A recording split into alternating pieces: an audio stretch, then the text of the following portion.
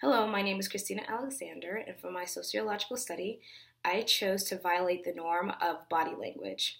Particularly, I was interested in seeing how romantic body language translated into a platonic setting.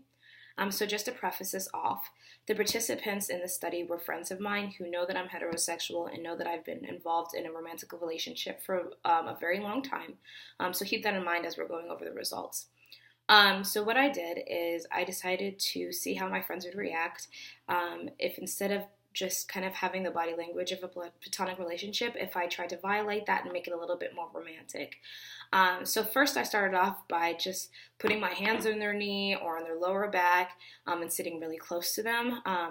However, my friends didn't seem too fazed by this, so I realized that I would amp up the romanticism, I guess you can call it, and I started caressing their faces and holding their hands.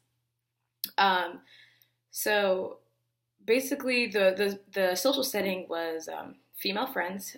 Most of those people I've been friends with for about 2 to 4 years. And I did this at a movie night or like a social gathering with a group of my friends, and also walking around on campus. So when we were talking about something or just kind of socializing and conversing, I would participate in the romantic body language. So like I said, originally it was hands on the knee or sitting really close, but eventually it became caressing their hands, caressing their faces and holding their hands. And then I would pretend like I was texting, and really I'd be actually recording their reactions on my phone. So basically, how I characterized the results were into three main categories: subtle gestures, unsettled gestures, and verbal gestures. Subtle gestures were like grimacing or releasing the hand slowly or pushing away my arm. The unsettled gestures were people when they would forcibly remove my hand or aggressively slap my hand. And then some of my friends gave verbal indications such as, "What are you doing?" or "Stop."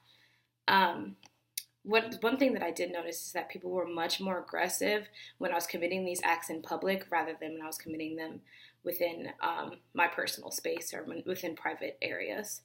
Um, so conducting this experiment was really interesting, as I usually take on this role as a girlfriend rather than as a friend. I felt really awkward and had a hard time, keeping a straight face doing them. So for further research, it would be really interesting to see how the results would differ from strangers or for opposite sex participants. So if I conducted this with a few of my guy friends, or if I conducted this with people who don't know that I'm heterosexual, or with people who don't know that involved in a relationship, would they consider my actions flirtatious?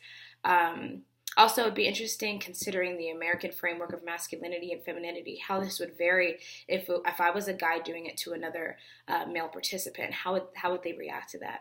How does age factor in? Would it be a different result for my parents or versus my grandparents versus me? But obviously, not all cultures view physical intimacy and impersonal space the same way. Body language differs from context to context.